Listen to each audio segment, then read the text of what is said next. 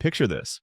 You're at a family gathering, maybe Thanksgiving, maybe a birthday party, and there's that one uncle. You know the one. He's been working since he was 22 years old. Never missed a day. Showed up early, stayed late, took pride in his work ethic. And now he's 62, staring down retirement and quietly terrified. Not because he was lazy, not because he was irresponsible, but because after 4 decades of showing up, the math just never worked out the way he thought it would. Maybe that uncle is someone you know.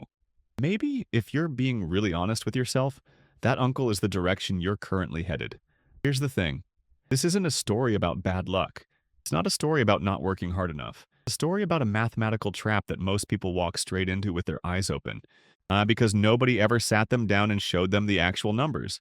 And by the time the numbers become impossible to ignore, 40 years have already passed. This channel exists to show you the mechanics behind wealth, not the motivational poster version, the real version. If that's what you're here for, subscribe and let's get into it.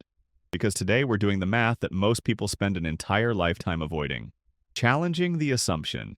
Let me dismantle something right at the start, because this assumption is the foundation of the entire problem. Most people believe that income is the primary driver of financial security. Work hard, earn more, and eventually you'll have enough. It sounds logical, it feels true, and it is almost completely wrong. Yeah, the United States Bureau of Labor Statistics reports that the median American worker earns approximately $59,000 per year.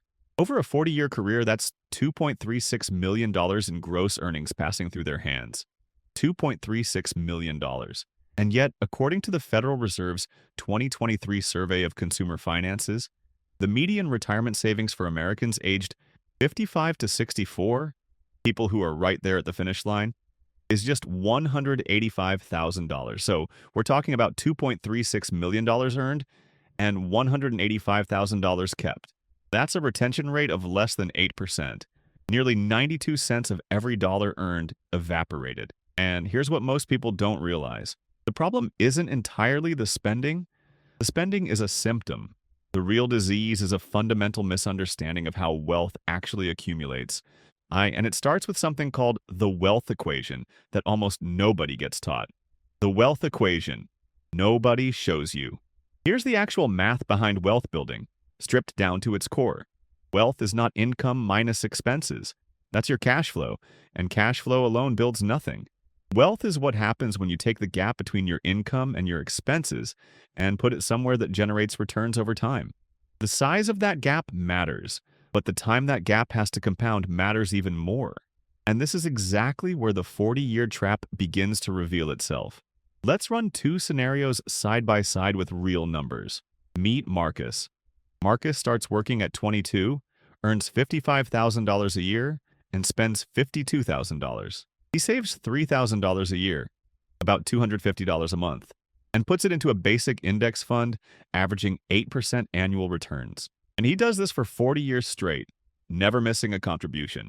By the time Marcus is 62, he has approximately $777,000. That's not bad. But it's not freedom either. Not when you consider that $777,000 at a 4% withdrawal rate generates about $31,000 a year. He traded 40 years of work for a retirement income below what he was earning at 22. Now, meet Jordan. Jordan also starts at 22, also earns $55,000.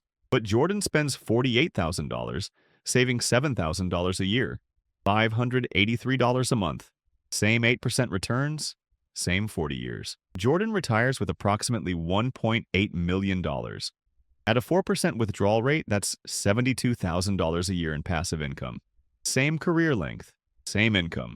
Roughly $333 a month difference in savings, but a gap of over $1 million in outcome. That gap, that $1,023,000 difference, came almost entirely from compound interest doing what compound interest does when you give it enough fuel.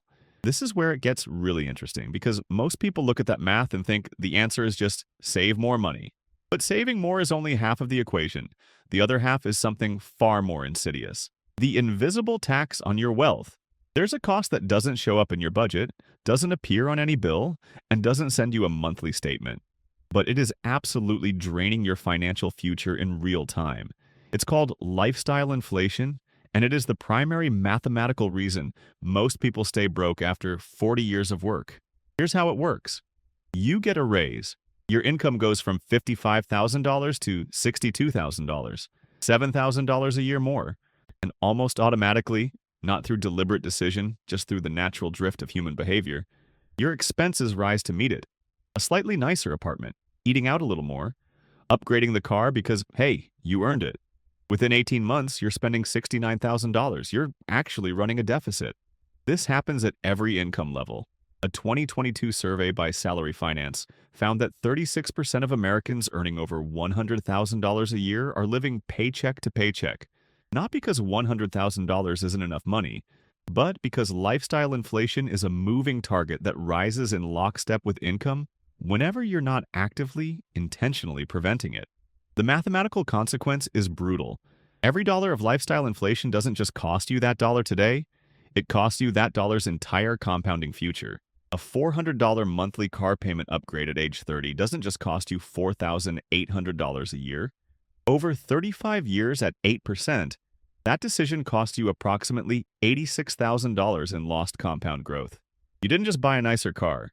You quietly sold a significant chunk of your retirement to pay for it. The time cost. This is the one that hurts. Now you might be thinking, okay, I get it. Spend less, save more, compound interest does its thing. And yes, that's the core of it. But there's a dimension to this math that I don't think most people have truly internalized, and it is genuinely shocking when you see it laid out. Compound interest is not linear. It's not even close to linear. The growth is almost entirely backloaded, meaning the last 10 years of a 40-year investing journey produce more wealth than the first 30 years combined. Let's make that concrete. If you're investing $500 a month at 8% returns, here's what your portfolio looks like at different checkpoints. After 10 years, you have approximately $91,000. After 20 years, $294,000. After 30 years, $745,000. After 40 years, $1.74 million. Look at that progression. The jump from year 30 to year 40, a single decade, adds nearly $1 million, more than the entire first 30 years produced. This is why starting late is so catastrophically expensive. Every year you delay your first serious investment contribution doesn't cost you 1 year of growth. It costs you the most powerful year of growth, the one that would have happened at the far end of the compounding curve. A 2019 analysis from Vanguard found that investors who started contributing at 25 versus 35 ended up with roughly 70% more wealth at retirement, even with identical monthly contributions. 10 years of delay, 70% less wealth. The math is not forgiving. The debt anchor, what's actually holding people down. Here's what most people don't realize about debt and why it's not just a financial problem. It's a mathematical multiplier working against you in both directions simultaneously. When you carry high-interest debt, credit cards averaging 22% APR, personal loans at 15%, financing deals that seemed reasonable in the moment, you are running two engines at the same time. One engine, your investments, is trying to build wealth at 7 or 8% annually. The other engine, your debt, is destroying wealth at 22%. You are mathematically guaranteed to fall behind. It's not a matter of discipline or intention. The numbers don't allow for another outcome. The average American household carries $6,501 in credit card debt, according to TransUnion's 2023 Industry Insights report. At 22% APR, that household is paying approximately $1,430 per year in interest alone. That's $1,430 that never touches principal, never reduces the debt, never builds anything. It simply evaporates. And it does this every single year until the debt is gone. Here's the analogy that I think really nails it. Carrying high-interest debt while trying to invest is like trying to fill a swimming pool with a garden hose while someone else is draining it with a fire hose. You can keep adding water, you can work harder, run the hose longer, but until you shut off the drain, you're not making real progress. You're just managing the rate of loss, the actual path forward. No fluff. Look, I'm not going to wrap this up with vague advice about believing in yourself. Let's talk about the actual mechanics of breaking this pattern, because the math that creates the problem also contains the solution. The first move is addressing high-interest debt with the same urgency you'd bring to a financial emergency. Because it is one. Every month you carry 22% APR debt is a month you're generating negative compound interest. Stack the highest interest rate first. Throw every available dollar at it. The psychological relief of eliminating that drain is real, but the mathematical relief is even more significant. The second move is automating your savings before lifestyle inflation can absorb a raise or a bonus. The moment you get any income increase, redirect at least half of it to investments before your spending habits have a chance to adjust. Your lifestyle won't miss what it never learned to expect. The third move, and this is the one most people skip entirely, is calculating your actual number. Not a round, comfortable, vague target. Your precise number. What monthly income do you need in retirement? Multiply that by 25 using the 4% rule, and that's your portfolio target. Work backward from that number to determine exactly what you need to be investing monthly, starting today to get there. Make it specific. A vague goal is just a wish dressed up in financial language. Closing, the call to action. Here's the hard truth, and I say this as someone who genuinely wants you to hear it clearly. The math behind staying broke after 40 years of work is not complicated. It is a predictable outcome of predictable behaviors. Delayed starts, lifestyle inflation that outpaces income growth, high-interest debt running in the background, and compound interest that never got enough fuel or enough time to do what it's capable of doing. The equally hard truth is that the math behind not staying broke is just as predictable. Same mechanisms, different inputs.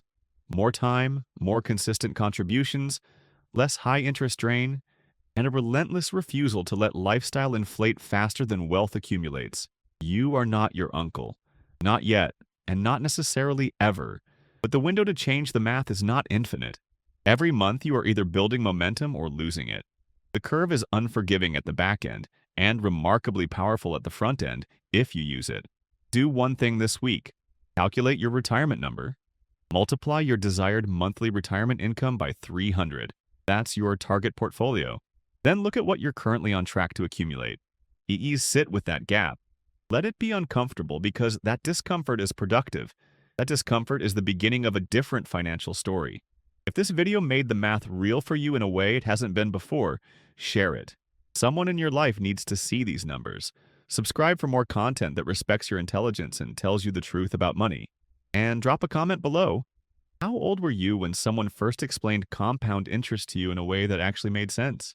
I'm genuinely curious. Let's change the math, starting now.